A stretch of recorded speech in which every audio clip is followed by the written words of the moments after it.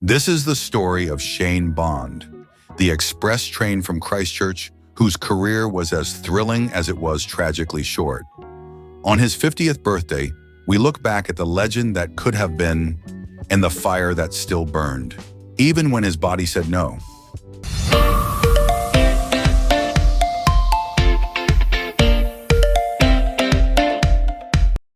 Born on June 7, 1975 in Christchurch, New Zealand, Shane Edward Bond was a late bloomer by modern standards. He made his first-class debut for Canterbury in 1997, just shy of his 22nd birthday.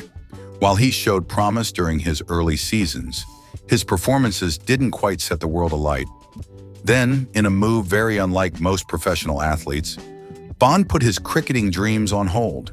He joined the New Zealand Police and stepped away from competitive cricket for a year.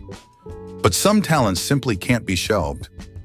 When he returned in the 2001 season, Bond quickly caught the attention of selectors, particularly after a fiery spell for the New Zealand Academy against Australia. That was enough. He was handed the New Zealand Test cap and made his Test debut against Australia in Hobart in 2001. The debut was tough. He went for 135 runs in 28 overs, but in the middle of the punishment came a moment that would remain with him forever: his first Test wicket. Steve Waugh trapped LBW for a duck. A shaky start, yes, but what followed would be electric. It was in the ODI format, particularly during the VB series in Australia, that Bond truly announced himself. Facing the likes of Australia and South Africa, he grabbed 10 wickets in 4 matches, but it was one unforgettable delivery in Adelaide that changed the course of his career. Adam Gilchrist, one of the most dangerous batsmen in the world at the time, was cleaned up by a toe-crushing Yorker. Bond had vomited from nerves before the game, but the moment that ball struck the base of Gilchrist's stumps, something shifted in him. That one ball changed my whole thinking, Bond recalled. Before that, I was intimidated, but walking back to my mark, I told myself, I belong here. From that point, I believed I could be the best in the world. He nearly was. Bond ended that VB series with 21 wickets and was named player of the tournament. At his peak, he reached number 2 in the ICC ODI bowling rankings and number 4 in tests. But just as he began to soar, his body betrayed him. It started with a foot injury right after the VB series. He recovered, returned to help New Zealand win their first ever series in the Caribbean, and then starred in the 2003 World Cup with 17 wickets at an average under 18. His economy, just 3.91. Remarkable for a genuine quick. But then came the back injury, a serious one, career-altering. For more than 2 years, Bond disappeared from the international scene. At the time of his injury, he had taken 43 Test wickets at 24.3 and 51 ODI wickets at an astonishing 19 runs per wicket. In an era where Brett Lee and Shoaib Akhtar were battling for the title of the world's fastest, Bond quietly and convincingly made it a 3-horse race. His blend of sheer pace, accuracy, and swing made him a nightmare to face. From his debut to the injury in 2003, only 3 bowlers with over 94 international wickets had a better average than his 21.42. Only 2 had a better strike rate than his 33.8. But pace came at a price. When he returned in 2005, Bond had to adjust his action, but not his mindset. He refused to sacrifice speed. People asked why I didn't slow down, Bond said, but I always saw myself as a strike bowler. I'd rather have a short, impactful career than stretch it out and underperform.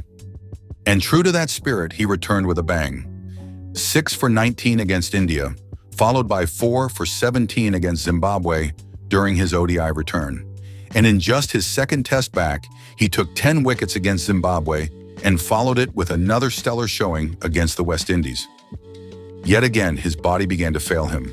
From 2005 to his Test retirement in 2009, Bond played just 8 more Tests, but claimed 44 wickets at a jaw-dropping average of 19.93. Even in his final Test, he picked up 8 wickets against Pakistan, proving that the fire hadn't gone out.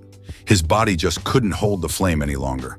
To grasp the impact Bond had, consider these facts from a 2006 ESPN Cricinfo analysis.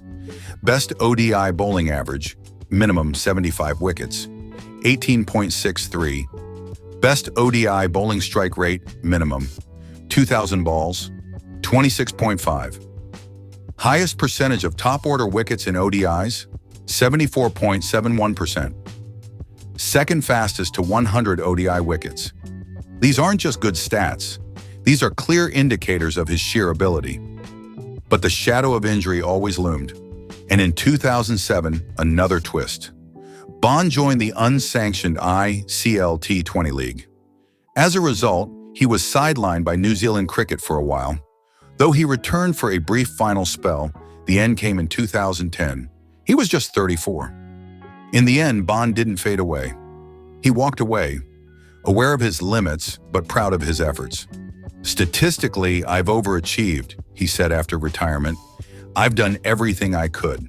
I'm nearly 35, bowling at 150 kilometers per hour with screws in my back. That gives me satisfaction." Shane Bond's story isn't one of wasted talent. It's a tale of brilliance shackled by fragility. A what-if story, yes, but a special one. Because whenever Bond played, he made people believe they were watching something rare.